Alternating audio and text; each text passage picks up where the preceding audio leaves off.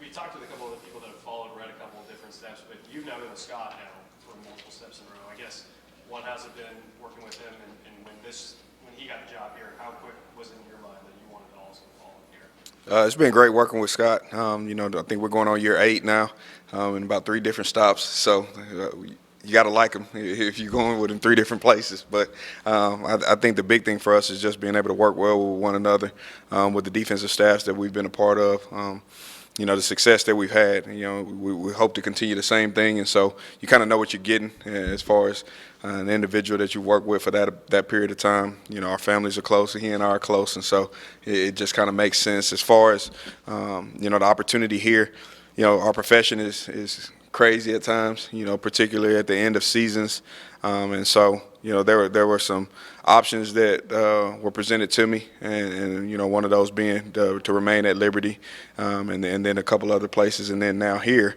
And when you look at it, he's the common denominator, right? He's the big factor in the decision-making process for not only me but for my family as well. And so, we figured we could come here and continue to do the same thing that we've done previously.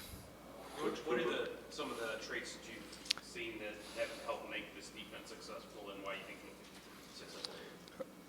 We place a premium on being a unit and being together, first and foremost. We talk about we more than me extensively. And when you do that, you got a chance. And when you get young men between the ages of 18 and 22 years old to buy into that, that there's more going on and there's more in the world than just them, and an accountability that they have to individuals that are part of that unit.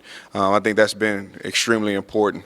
On top of that, the physicality that we play with, we wanted to be unmatched. We wanted to be evident when you turn on film and when you see us, there's something different. And then we also talk about the speed that we play with as well. Everything that we do, we want to do fast. We want to do in a hurry, not to the point where it's out of control, but at the same time, it's a controlled chaos where we're getting after it. So, Coach Cooper was talking about how he's going to rely a lot on you, and said he didn't know immediately what makes a nickelback separate from the other DBs. How would you separate nickels and corners when you're looking at a bunch of players and starting to divvy up who works with what room? When you look at a nickel in our scheme, I think that's a guy that can live in both worlds from a defensive back standpoint as well as a almost linebacker type standpoint. We ask that guy to fit the run, be physical, set an edge for us, but he's also got to be a guy that can play in coverage, that can play in space as well. And so the nickel is for us a hybrid on the back end. He's the guy that kind of you can hang your hat on being able to do a little bit of everything. Whenever he goes to a new job, he doesn't like to watch last year's film or hear about it because he wants to get his own eyes on people come spring. Obviously, spring's coming up. I'm just curious, how do you handle, moving to a new place and getting to know the roster that you kind of have? And, have you kind of looked at maybe the guys that, two freshman corners starting on the outside last year? Just kind of curious what your mentality is with that. I'm probably opposite of Rob in that regard, in that I've come in and I've jumped into kind of being able to see what we have. What's the foundation of that position. You try to make sure that you don't make predetermined, just a predetermined idea about the young man, about that particular position, but at the same time, you want to know what you're working with as well. And I think one of the things that's attractive about being here and being at the corner position in particular is that you got youth. You do have guys top to bottom in that room, from Armani Johnson, who's a senior, with the year left, to, Jahari Rogers, as well as Brandon Crossley and also Bryce McMorris, that those are younger guys that you're going to be able to build and mold throughout what we do. So everything that they've done up to this point defensively, it's not that they've done it extensive amount of years. Some of them only being able to be in that defensive scheme for 1 year. So their room for growth, I think, is a little bit better in that regard, with them being young and us being able to make an impression on them in year 2, maybe year 3 in their college experience. Yeah, kind of from your experience on that note, how much of a jump do you usually see? I don't know how in your past how many times you've put true freshmen or redshirt freshmen in extensive starting roles, but when they do get that experience, especially as much as Jahari and Bryce did last year, how much jump it usually is there? Now, in my experience, I've been in a position, over the past 3 years, where in 2 of those years I've started a true freshman.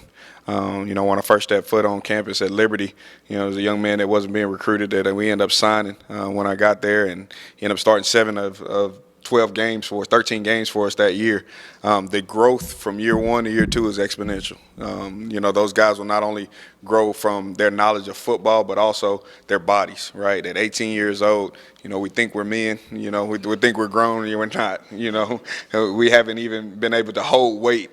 A lot of us, from an athletic standpoint, trust me, once they get older, they'll wish that they could go back to those days. But that'll be the biggest difference that you'll see, and we will all see in those guys is, Jahari Bryce, those guys that have only been here for a year in our program for a year will look quite a bit different coming out of the spring, going into the fall, when we kick off next year. And so I think that growth is something that you can't put a premium on, just because they're going through a full cycle of being a college football player. Bryce McMorris this time last year was just stepping foot on campus, whereas now he's been here and he's now going on, a year and a half to going into year 2 as a college student and a college athlete. Anybody with on 3, you kind of have 2 different corners coming in this 2022 class, Anthony Davis and Jaden Lawton. Can you describe their games and what you guys saw, and do you have a kind of typical mold that you want to see out of your corners that you go after and win? Well, 2 things that I've always been told and throughout my career is you cannot teach length, you cannot teach speed. And so we got one of both. Jaden, I was not as involved in that process because I was not here yet. But everything that I see from him on film, ideal length that you would like for a corner at this level. Not only that, he's played at a high level, being at Lovejoy. Know that he's been coached well by Coach Lavender and the staff there. And so, there's an expectation that you expect to see from him just in knowing, that staff and the individuals that have coached him, as well as, being able to see him develop. What does he look like? Is he quick twitch enough to stay at the corner position? Does he grow into a safety? That's what happens when you get a long guy, right? If he's not a true corner, maybe he becomes that nickel or safety that you're looking for. A.J. Davis, had the benefit of recruiting him now really for about 2 years since I was at Liberty, and I offered him there. Was swinging for the fences at that point because I'm trying to convince him to come 16 hours away to Virginia. And when I got here, he was priority number 1 as far as a high school spot that we still had left. We were going to sign a corner. And so getting in contact with his coaching staff and getting that ball rolling in the right way. Obviously, he had been recruited here as well. And I think it's a very comfortable situation for him as well as myself, in that we had developed a relationship prior to my time here at SMU, and so I think he's going to be a home run type of guy. As far as what that looks like for us at the corner position, we don't put a limit on how big, how fast, all those things. 3 things that we're going to hang our hat on in that room is being fast, physical, and fearless. That's something that I've taught to the guys that I've been able to coach really and throughout my career, and what my expectation of our room is. And so guys that fit that mold, that are not just going to be fast guys, that are not just going to be guys that are physical, but have a combination of both. And then at the end of the day, when it's one-on-one and you're out there by yourself, that guy's got to be willing to handle the light that's going to be on him. And when we talk about fearlessness, we're talking about in a way where he's not going to shy away from the moment. Because as a corner, the moment is every down for you. So if you'd spent a couple of years building your relationship with AJ, then you come to SMU and you have to start that again, how long did the sales pitch take before you got him to join you? It was quick. It was right after Christmas, I think, is when I officially called Coach Lashley and told him that I accepted the position here. Right after that, Herman Johnson, who was the previous head coach at Skyline, I reached out to him, and that ball got rolling. And AJ and I probably hadn't talked for about 3 to 4 weeks, and so I wasn't sure if he had signed early or not. And so that was my first question. He signed early, and once I knew he hadn't signed early, I said, we're going to get him then. So he was priority number 1 for me in particular at that point. Someone who recruited DFW, it sounds like, obviously from Liberty, from the outside of Texas, coming in, and now recruiting Texas from the inside, from the center. I guess how different is it? I guess, does that make the sales pitch easier a little bit? Well, the thing that is big about Texas and the DFW area in particular is the fraternity of coaches. you know, from a high school standpoint.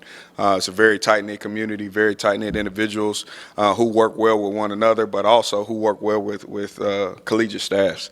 And so I've been fortunate enough to recruit the area now for about 8 years or so.